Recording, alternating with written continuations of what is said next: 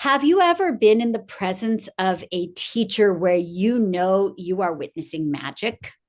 Today's guest is one of those people. I am so honored to welcome Amari Shields to the program. Amari is the CEO of Mentored Motivation. She is an eighth grade science teacher. She has been my partner in presentations and a co author on a couple of projects I'm working on. I'm fortunate to call her my friend. And everybody else is recognizing how cool she is too, because she happens to be the teacher of the year.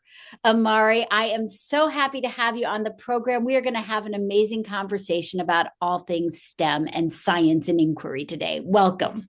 Thank you so much, Dr. Diane. I am super excited to be here. I've been a long time fan of the podcast, and it's like a surreal experience to be a guest. So, you literally became Teacher of the Year this past week. Yes. Tell us what led to that, because I think it's super cool. Okay, so this is what led to that. This is actually my third time getting this award. But my first time in this district. So I had taught before in a different district, and I got Teacher of the Year as an elementary teacher, and then I got Teacher of the Year as a middle school teacher when I taught sixth grade. And I moved to this district last year, and I actually was really intimidated because I came from a really small district where I was kind of a big fish in a small pond, to going to a very large district, one of the largest districts in Texas, actually. And so I thought nobody's going to know who I am, and I'm kind of starting over, and it kind of shook my ego a little bit coming to this big district where nobody knew who I was. And so it feels absolutely amazing to have been recognized, for the leaders and teachers on my campus to see all of the work that I put in, because I do work really, really hard, and high level, memorable, high quality science instruction is my jam. And I'm just happy to see that I have been honored with that distinction, because it let me know the good things that I'm doing are being seen around here. So, for those who are listening, I hope you caught that. You're not just listening to a one time Teacher of the Year, we're talking three-time Teacher of the Year. This woman has so much to share, and we're going to go straight to her jam. I want to ask you, what makes a science classroom that has that level of connection that I know is foundational to what you do? Sure. So I'll start off by saying, um, I had to change my thinking about what that was, because I ended up being an accidental science teacher. I started off as an English teacher because I got alternative certification, and I got my degree in communication. And so reading and writing made sense with that degree. And then later, the job that was available was a math and science job, and I just have been with that ever since. Along the way, I've come to learn that I love the way science instruction is given. It's inquiry driven, where the kids are able to ask their own questions. I love the idea of being curious, of getting to ask and answer questions, because we're all natural born scientists and we all want to know how the world works around us. And so that's really how I drive my class. I focus on authentic, real world application, and allowing the kids to figure out problems, to investigate things, to look at phenomena and say, man, why is that happening? What is the science behind that? And giving them, because the reason that I focus it that way is because we all have these questions, and we ask them over and over and over. Like, if you're a kindergarten teacher, you know that. But by the time you get to about third grade, you stop asking questions. And so it's an art to ask those questions and to be curious. And by the time the kids get to me in eighth grade, they're used to, okay, just tell me what the science is. And I'm not going to do that. I'm not going to tell you what the science is. In fact, when you ask me a question, I'm going to say, that is a good question. Find the answer for me. Discover the answer for me. And that's really the kind of teaching that I do here. And it's really important to me for kids to do the science, because I don't want you to just learn science facts. I will show you an example of, this is what it looks like in the real world, and this is what real scientists do. Now we're going to do that in the classroom. So, I know you and I have been working together for a while. And one of the things that brought us together was that whole idea of teachers being afraid of science and afraid of what happens when you open up the world to kids asking questions and discovering things on their own. That's scary to people because that's not necessarily how we're trained as educators. What would you tell those educators to get them to take some risks and do the Ms. Frizzle thing, the get messy, make mistakes, run an inquiry-based classroom? Sure. I think Miss Frizzle is such a wonderful model for this kind of instruction because she takes, if you really pay attention to how she teaches, you don't have to be intimidated at all. Miss Frizzle never gives them the answers, ever, ever. She never does. She never has a lecture. She does not know all of the things. And you don't need to know all of the things. I am a secondary science teacher, and most people who are in my shoes were either a scientist in a past life or they went to school for like pre-med or nursing. Or I have one of my coworkers who was a veterinarian before she was in the classroom. I'm not one of those people. I don't have a science background. I was not a very strong student in science. I don't know a lot of the content that I'm teaching before I'm teaching it, especially because we have new standards in Texas. I have to study this stuff because I don't know it, but I don't have to know it. You don't have to know all the answers. In fact, it's almost better if you don't, because you're kind of discovering with the kids. What you have to be able to do is set up a situation in which you're facilitating them learning. You don't have to be the sage on the stage. You don't have to know all of the things. And once that clicked for me, I realized, oh, I don't need to know all of the things. The kids can ask a question and I don't have to know all the answers. I'm never going to stand in front of the class and lecture, and I don't have to know the science. It made everything a lot more enjoyable for me. And it also allowed me to stop feeling inadequate. And so I think the biggest piece of advice is just to know you do not have to have all the answers. You do not have to have a degree in the sciences. All you have to do is have the willingness to develop curiosity in your students and to give them the skills they need to find the information on their own. You know, and one of the things that I tell teachers when I'm working with them in professional development workshops is let's find out together. That was my mantra when I was running a preschool, and it's certainly my mantra as I'm working with elementary students, with adults. Let's find out together takes that pressure off your shoulders because you're starting to foster that sense of discovery in a student. And I think that that's so important. So let's break down that curiosity a little bit more because I think that that's something that people are really interested in. When you want to get kids intrigued and curious and get them learning with you, how do you go about setting the stage for that? What would be some of the strategies you would use? So one of my favorite leaders in this type of instruction is Paul Anderson, and his website is The Wonder of Science. And he just has a lot of resources and a lot of tools. He actually came to popularity during COVID times. He was a classroom high school science teacher, and he went to YouTube to do a lot of supplemental instruction for his students who were, at home, because we were all at home at that time. And eventually, people really saw how he taught and they liked that. And so now what he does is he goes around and he teaches teachers how to teach that way. He has tons of resources. And my favorite thing about his resources is that they're all open access. His resources are available without you having to pay for them. And he shows you how you go through three-dimensional learning, which is I'm going to teach my students what scientists do, the science and engineering practices.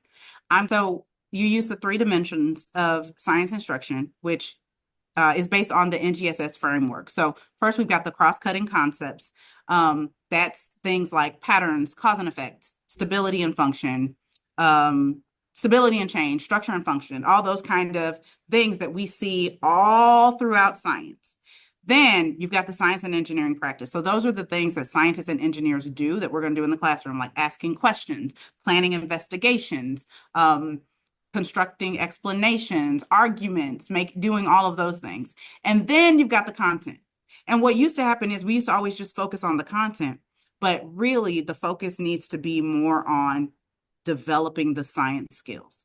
And the best thing to do is to model that, just to show what it looks like to be curious, to show little videos and snippets of scientists in the field. I have this beautiful video, and I don't use the sound, but it just shows Jane Goodall out in the field, and she's taking notes and she's observing. And I start with that at the beginning of the year.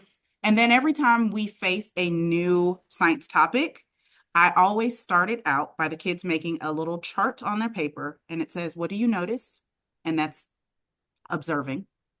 And then what do you wonder? What questions do you have? And at the beginning of the year, the questions, like, let's say I show a forest fire and the kids are like, "Who started the fire?"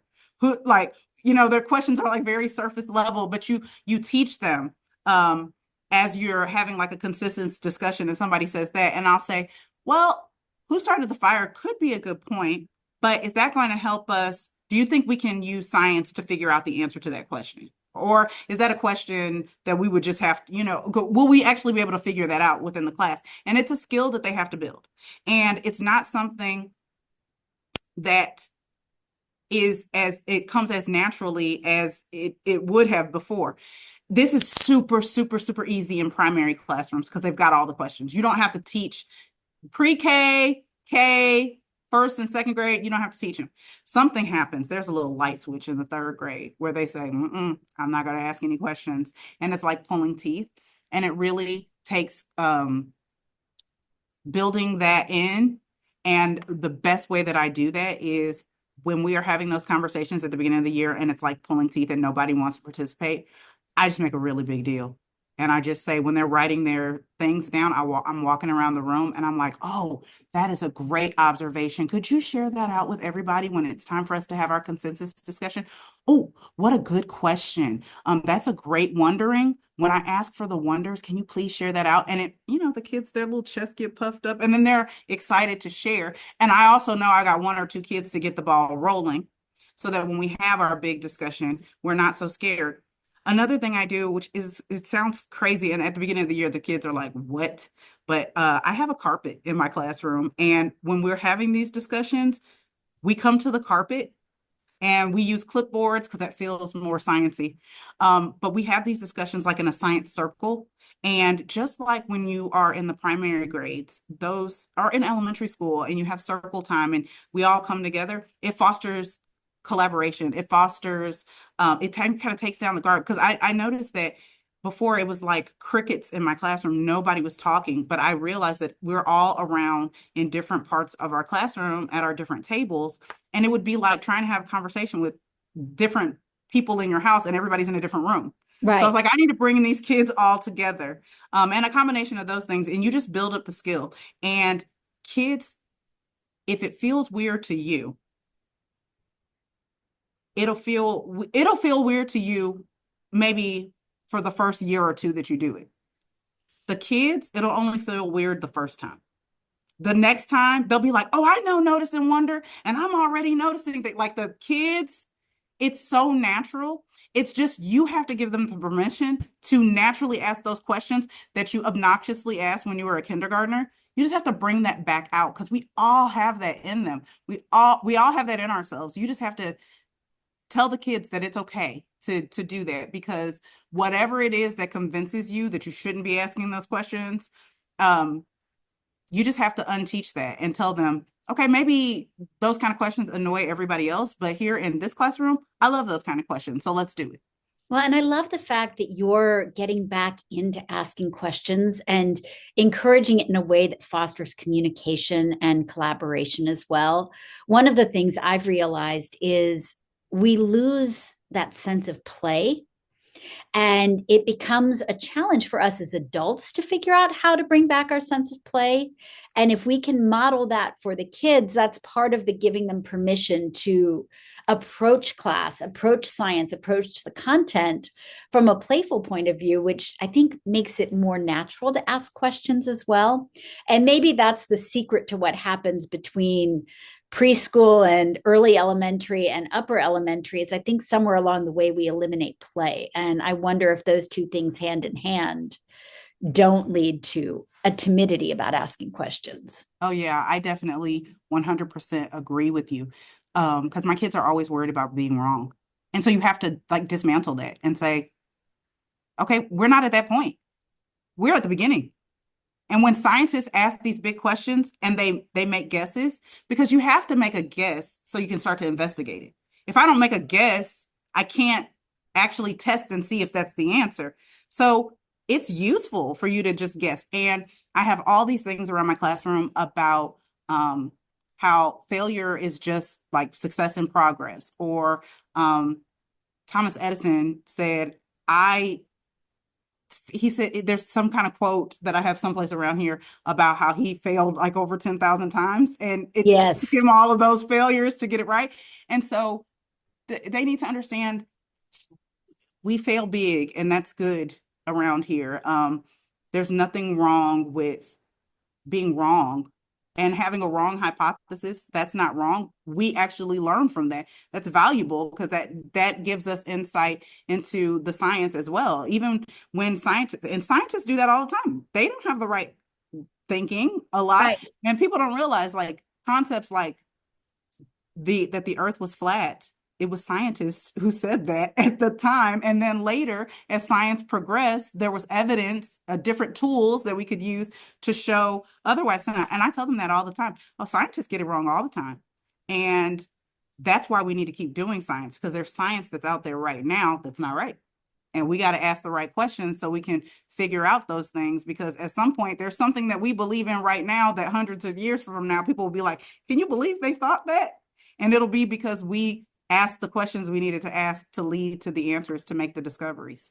So it sounds to me like a critical piece of your science class and what makes you such a good science educator is that you're teaching kids how to communicate and how to be able to look at the material and question it and look for other sources. Oh, Um, yeah. am I right about that? Oh, absolutely. Absolutely. There's 4 C's that drive my instruction, and they are the 4 C's of 21st century learning: collaboration, communication, critical thinking, and creativity. And you're going to see all of my lessons imbued with all of those things. But when I show kids examples of what science looks like in the world, no scientist is ever working by themselves. Scientists never work in a silo. They're always on a team. They're always on a group of people. And then there's a larger community, because when you do discover something in science, you've got to write a paper, you've got to publish it, and then put it out into the world. And I think a lot of kids don't realize that's how science works. That's how we get things done. And so when you understand that that's how the work of science is done, and I tell my students, oh, in this class, we don't become scientists when we grow up. We're scientists right now. We're all scientists right now. And you are figuring out the science on your own today. Um, you've got to have those skills. You've got to be creative. You have to have out of the box thinking. You have to be able to think critically, and solve problems and unravel mysteries. You've got to be able to work with other people. And that is probably one of my toughest things right now, especially in this post-COVID era, because kids just want to text each other. They don't want to talk. They don't have discussions. And I tell them all the time, Chat GPT is not going to make any scientific discoveries. As awesome as the technology is, it's not a human brain, and it's not curious. It can only do whatever we plug into it. And we can't address any problems of the world. We can't make anything better if we are not asking questions, if we're not working together. One thing that I always talk about with my kids at the beginning of the year when we're talking about engineering, and I talk about like, what do you think is the best thing that was ever engineered? And I'm in Houston, Texas, and in every class, I have some kid that says, "Oh, air conditioning," because we can live here. We can live here without that. And I say, can you imagine how many brains had to come together to create that, to turn hot air into cool air so that we can sit in this building and not be miserable?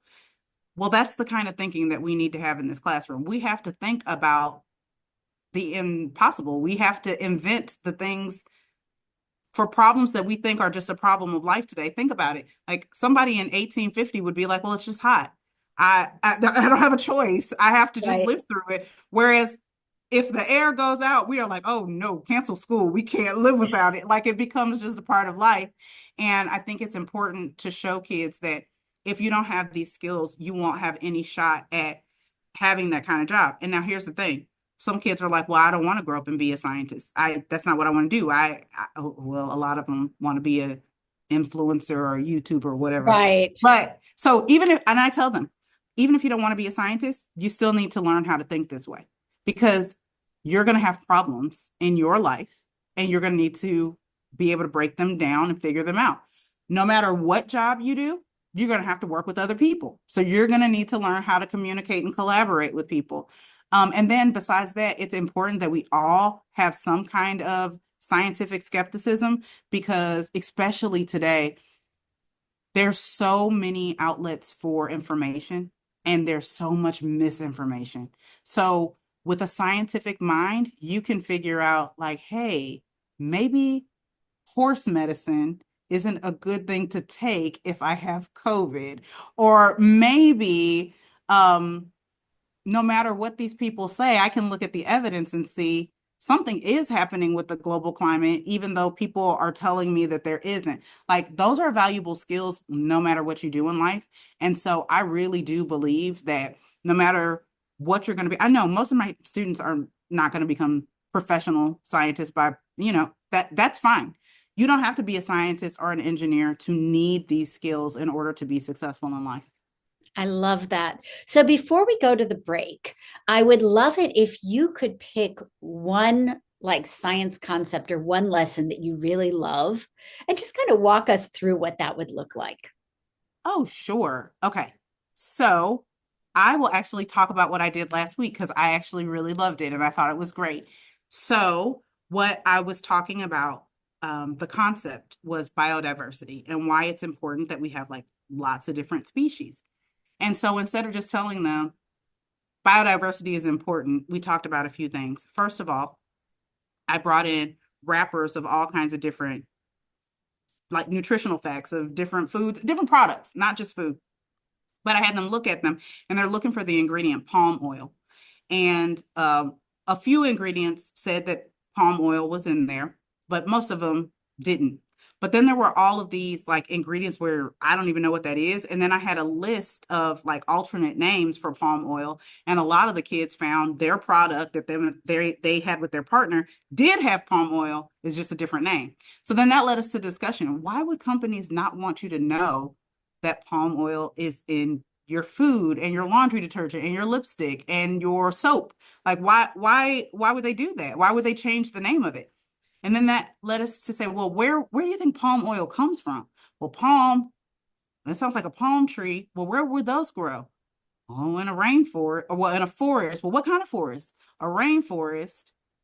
Well, do you think that there's enough if all of these products, so I had like 14 products and 13 of them had palm oil in them and only one of them didn't. And I said, if this many products has palm oil in it, then do you think it's just naturally occurring in the wild? And they were like, no, that they're like growing it. And I said, so if they're growing it and they can only grow in the rainforest in like a tropical environment, what does that mean? And then the kids come to their own, oh, that means that they're like cutting down trees just to plant these trees. And then I show them like, this is a palm oil plantation. This is what it looks like. And then I have this really cool picture that it's like a palm oil plantation on one side of the street. And on the other side of the street, it's just the wild forest. And I was like, which side is the plantation? Well, that side. How do you know? Because all the trees are in rows and they're all exactly the same. And on the other side, the trees are just like growing all crazy, how they would in the wild. Okay, good point. So now what we're going to do is we're going to use a tool called a transect. And I show them a picture of scientists out in the field using transects to look at a little part of the ecosystem. I tell them we're going to examine the ecosystem. Now, last week we had a very cold week in Houston, which we never had. And that day I told the kids and I said, now, where are these scientists? And they were like, outside. Miss, please tell us we're not going outside. I said, we're not. And I had underneath my carpet in my classroom, I pulled it back and I had set up transects on the floor. Oh, so wow. I have the kids down on the floor and we're looking at one organism type. We're looking at ants. And so I have every little dot on the paper represents a different type of ant. So I had them, count up all of the ants, and each table had a different transect that they're looking at. And then we came together, we brought our data together. And so we're looking at the ants closest to the plantation, and then the further away you get from the plantation, you saw that it was a lot more biodiverse. And I was like, how can you tell? Well, there's like, and the one close to it, there's only like one or two types of ants. And as you move away, there's like six types of ants, and there's way more ants. So I said, well, what relationship does that tell you? Well, that tells me that the plantation must be bad for ants. And if it's bad for ants, then it must be bad for other things. Good point. And so we walked through that entire thing, and by the end of it, the kids came to their own conclusion that having palm oil plantations, while palm oil, and I also asked them, what do you think palm oil does? And we were able to figure out it is a preservative. It makes things last longer. I said, why would a company want things to last longer? Well, because they make more money. Okay. So we've got to find a way to balance making money with being good for our environment, because it is having cutting down parts of the rainforest to have these huge palm oil plantations. Is that good for the environment? And they came to that on their own. And it was just so cool to see them actually doing the science and getting down on the floor. And there were some kids who were like standing up and stuff. And I was like, oh no. On the picture, when we saw them out in the field, how were they? They were down on the ground. Okay, well, to do science, you got to get dirty. You got to get down there and do it. And so the beautiful thing is, of course, I have a pointed goal that I want them to get to. However, by releasing and just asking a few pointed questions, they got the point of what I wanted them to get to. And they were able to see, oh man, we can make a big impact on the environment by choosing to do different things. And so the kids were like, then they did a little research on their own. And one of my students told me, hey, miss, did you know there's a little symbol that's on certain food that says palm oil free? And I was like, oh no, I did not know this. I had no idea about that. And so they discovered the importance of the things on their own. I think that's a description of hallmark teaching that you would find in my classroom, where they're doing real things based on what real scientists do, and then they're coming to their own conclusions about why what we're learning is important. I love that. And they're getting a sense of biodiversity. They got a sense of the jobs that are available and the real world implications, whether you're a scientist or not. And I think all of that comes together beautifully in that lesson. We're going to take a short break. And when we come back, we're going to get to know Amari Shields just a little bit better.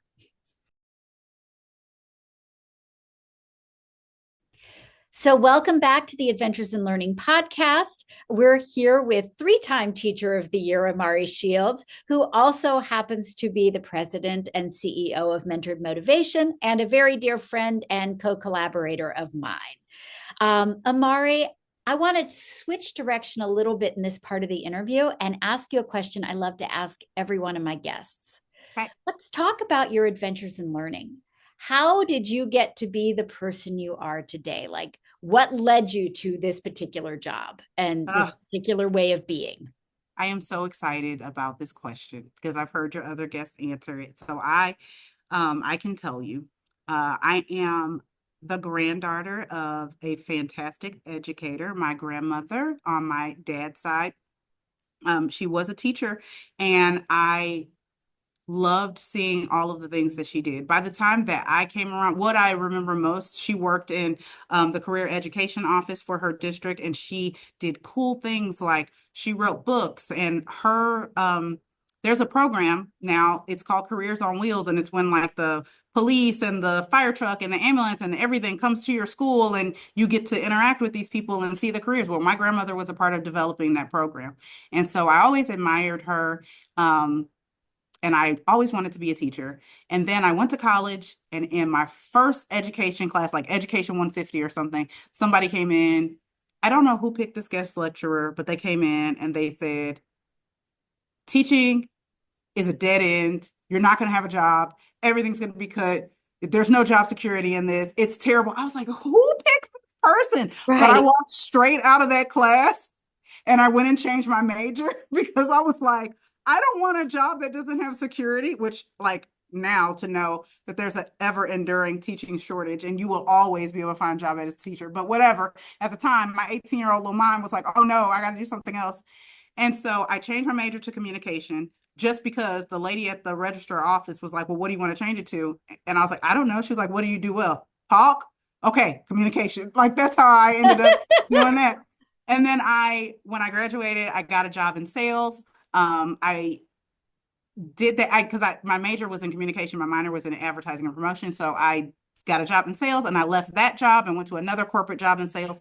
And I was good at it. I was very, very good at marketing jobs. I've got the gift of gab and I had a knack for it, but it was soulless work for me. And during those years working in corporate America, I learned that I'm not a person who's motivated by a paycheck. I'm not a person who's motivated by like the material. Like a lot of people in sales are like really motivated by material things because that's what kind of drives you to get that commission. And I just wasn't driven that much by that. And what I really missed was what I had in my jobs when I was in college. I worked in before and after school programs and I worked at daycares and things like that. And I just miss kids. And so I started to work on getting my alternative certification, got that, got my first teaching job in Texas, and I started off as a reading teacher. Took some time off because I had a kiddo that had a bout with cancer, but he is fine now and in remission.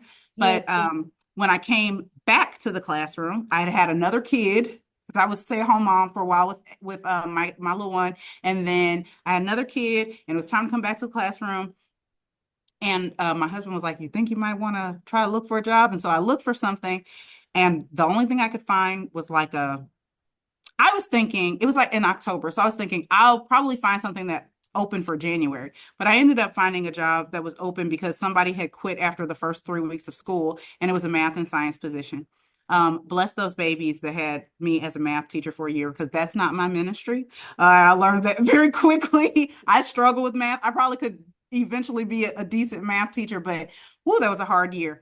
And I became a fifth grade math and science teacher. Eventually, that morphed into me just being a science teacher. And I worked at that school for several years. And then I went on in that district they established a STEM academy. And every year, I think they started off with 10th grade, and then every year they would add another grade to the beginning and another grade to the end. And the year that they added sixth grade on, I said, well, my certification goes up to sixth grade. That STEM Academy looks really cool. I'm going to apply. And so I applied and I got a job as a sixth grade science and engineering teacher. And that is when I really, really fell in love with STEM education. Before that, when I was a elementary teacher, I got to do a program through Rice University, the Rice Elementary Model STEM Lab. And that taught me a lot about like inquiry-based instruction. That's when I was really exposed to that. And then I got to take it to another level when I went to the STEM Academy because we taught through project-based learning. And that's when I learned about taking a real world problem and letting the kids work through it and giving them a true reason to drive their learning. And I was hooked. At that point, I was like, the STEM academy that I worked at was a school within a school model. And so there was like this one hallway of school that was the STEM hallway, and the rest of the school was just a regular school. And our test scores, our demographics were reflective because we had to have like our numbers had to mirror what was in the school. So we had to have the same number of special education kids and the same number of GT kids and all of those things. And so our numbers, our kids, they were just the same kids that were in the regular school. They just were put into the STEM program or applied to get into the STEM program. Because they taught and learned in a different way, their achievement was so much higher than everybody else's. And that is when I became a true blue believer because people would say, oh, you have it easy because you have the STEM kids. I'm like, no, I have the same kids as you. I just teach them the STEM way. And if you would teach them the STEM way, you would have high achievement too. I went from that to being an instructional coach on that campus. Then I went from that to being a district instructional coach, working with elementary school teachers in that district. And then I was driving like an hour and a half to get to work, and it was just a lot. And I really did love that district, but just like personally, my family lived on the other side of town, and I ended up moving. And the district that I'm currently in is a very large district, and I didn't know anybody. And so the best thing for me to do was, hey, they need teachers. And so that's how I ended up back into the classroom. If you were to tell, like, I think I teach eighth graders, and I think if you were to tell eighth grade Amari, you're going to grow up and you're going to be a science teacher and you're going to love it, I'd be like, say what now? I don't even like science class. Like, no, I am not going to do that. I will teach anything but that because I don't like science. But what made me fall in love with teaching this way is just seeing how this kind of teaching transforms kids. When you teach this way, the kids that have always struggled at like traditional school, they can thrive doing this. When you give them projects and you let them build and you let them play, because you're totally right in what you said before. A lot of my instruction is very playful. Our labs are like, I think the kids are used to like one correct, like a cookbook lab that only has one correct answer. And my labs are not like that. My labs kind of have open-ended answers, and it could be a multitude of things, and they're not used to that, and it's uncomfortable at the beginning. But the amazing thing is to see how they transform and to see how confident they become. And the kid that struggles to write an essay or struggles with a multiple choice test can excel at a STEM challenge where you have to design a structure that can withstand a hurricane. Oh, if I have the kid who just struggles with math, but I give them application of math. I mean, it's one of my favorite stories. This is actually about my own personal kiddo, but my daughter is dyslexic. And I was really worried that she was going to, I just want to protect her love of reading Of because course. she does love to read. But I know that when kids struggle with something, they usually start to have a bad feeling about that thing. And so I worried about that. And when she was in first grade, she was struggling to read, but we had identified that she was dyslexic. She was starting to get some services, but she came home one day and she was so excited. And she goes, Mama, look, I got to bring home my plant. And I said, Oh, how did you get this plant? She was like, Well, in order to get it, I had to fill out this diagram of a plant. And I said, Okay, well, did somebody help you or did you? She said, No, Mama, I did it by myself. I said, How did you do it? She said, Well, see, right here are the roots, and that starts with a R sound. So I knew that that was roots right there. And then right here, that's the leaf. That starts with a L. And I said, okay, but these two words right here, stem and seed, they both start with a S. And she was like, yes, they do. But stem starts with a st. Mama, that's a blend. That's how you say the beginning of that. So that's different than seed that doesn't have another consonant with it. And she's like, now, her teacher, probably unknowing to her, gave this child the drive to learn how to do a consonant blend through science because that baby wanted to take home that little lima bean plant and that drove her and that gave her the incentive. And did she think when the teacher gave her that chart to fill out, oh man, I struggle with reading, I don't know if I'm going to be able to fill out this chart, I'm not going to get she never thought about that. She thought, I'm going to figure this out because I want to get to do the cool science thing. That is the beauty of science. It is a leveler of the field. It is an equalizer. Yes. All the kids, all my students come from different walks of life. But when we come in here and we do this lab and we have this shared experience, I have some kids whose parents have memberships to the Science Museum, and I have other kids who never leave their neighborhood.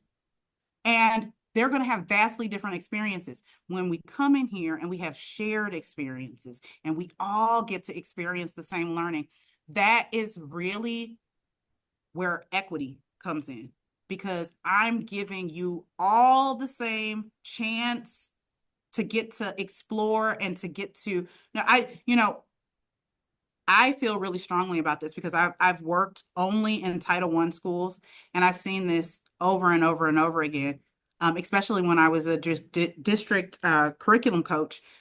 Elementary teachers would say, I would love to teach science, but I don't have the time because I have to do math and reading. And I became so passionate about teaching them, if you want to do science, if you want the kids to do math and reading, you got to do science because you Absolutely. slide all the reading. You cannot do science without reading, and kids will figure out how to read so that they can do the science. There's so much math that is built into science. In fact, I tell people all the time, science is just applied math. I was one of those kids, like I said before, I struggled with math, but when it was money, when it was something real, I could figure it out. And kids are the same way. If you've got a kid who's struggling with division, work that into a science lab, in some kind of way. They will figure it out because they can actually see it. It's tangible. It has a real application. And so I find that to be like, oh man, just a hill I will die on, that if you focus on science, everything else will follow. And I cannot believe, like, if you would have told me at a younger age that this would be my passion and this would be the thing that I champion, I would have been like, science? Are you kidding? But it is. I really do feel strongly about it just because it seems so simple, but it is such a large thing. And I just honestly feel like this way of teaching is beneficial for all kids. And I don't feel, while I love the program that I was in, I wish it wasn't just for one hallway of kids. I wish it was for everybody. No, I totally get that. And as I'm listening to you talk, I'm just smiling, realizing this is why you and I found each other in the first place. It's that same hill that we're both willing to die on because, like you, I wasn't a science girly. And I came to science through preschool and through that wonder of what happens next. And let's find out together. And oh, isn't the world really cool when we look at it from a fundamental point of view? And I so agree with you. It is the great equalizer, and it's the best way to teach because when you teach from that hands on point of view where you're using the phenomenon and you're finding out together, you can connect it to the picture books, you can connect it to the reading and the decoding, you can connect it to the math, and heck, you and I have both found you can connect it to the history as well because there's so much history embedded in our discoveries as well. Absolutely. Yay. Oh, that makes me so happy. Um, Talk a little bit about some of the projects you've got going on right now, some of the things that are coming up for you. Sure. So I am working on, I have a lot of things that are not necessarily just science-based, but my company is called Mentored Motivation. And that is because, like I spoke about before, my years in corporate America did teach me a superpower, and that is how to motivate people, how to get people to do things they don't want to do. And so a lot of my work in mentor motivation revolves around that.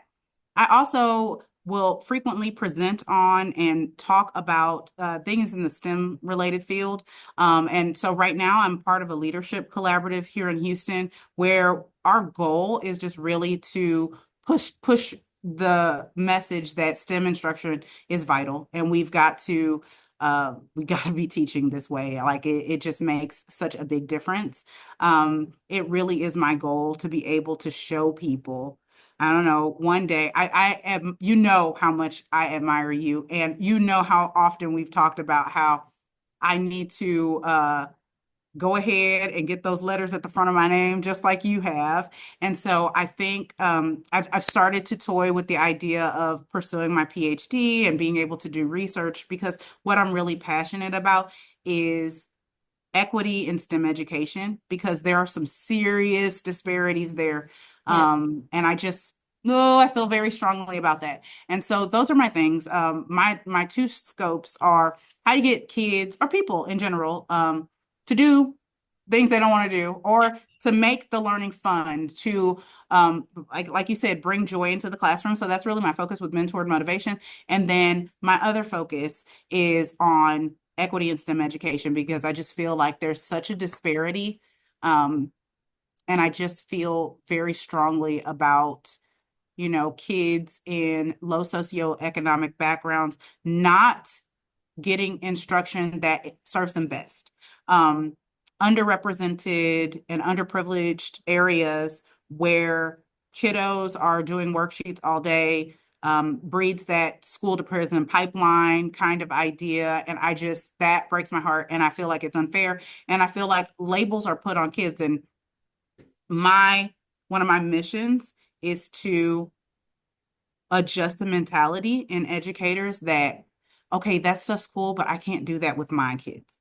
But these kids can't do that. Like, you don't know these kids, because I have worked in some really tough areas and these kids Exactly. can do it. And so it is a mission of mine to kind of dispel the myth of these kids, because it's not these kids. And all of that stuff is like, tends to be historical. So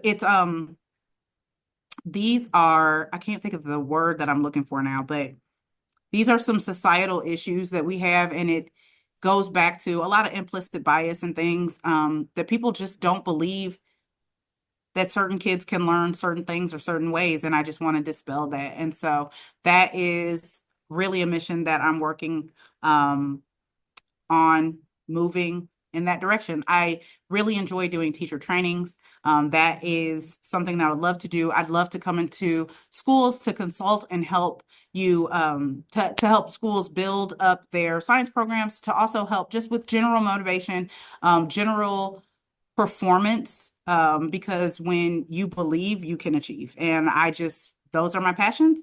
I am on all of the socials, and I can provide those things to you. I'm Yeah. terrible and I don't have them memorized by heart, You don't but have to have them memorized. We will we can drop put them it in the all in show the show notes. notes. Yeah, yeah, yeah, definitely. But I'm out there and I'm just trying to make a difference. My biggest thing is leaving this world a better place than it was before I came into it. And my method of doing that is by touching the hearts of kids and making them believe they can do anything, because I really do believe that. And I want as many other educators to believe that as possible. And that comes through when you speak here. It comes through when we've shared a stage together. And I know it comes through every day in your classroom. So, the very last question, because I love ending with this question: what brings you hope? Oh, what brings me hope? These babies, and they're not jaded. They still believe beautiful things. And it's hard because if you look at the news for long enough, you'll believe that, like, man, we're hopeless, but we are not. I'm telling you, because I spend my days with the future generations, and they're smart, y'all. Like, sure, they're addicted to social media. Some of them do strange things like eat Tide Pods and ridiculousness. But for the most part, they're awesome. They are much smarter than I was at that age. They care about the world in a way that I didn't when I was that age. So that brings me so much hope. And that is a part of the reason that I love working closely with kids, because um, in some of my other positions that I had before, I worked more with adults, and I found myself being kind of down, because we can be kind of downers sometimes, but it's because we've lived life and we've experienced things. And the beautiful thing of working with children is that they still have that sense of innocence, and they still are dreamers, and they still believe that the impossible is possible.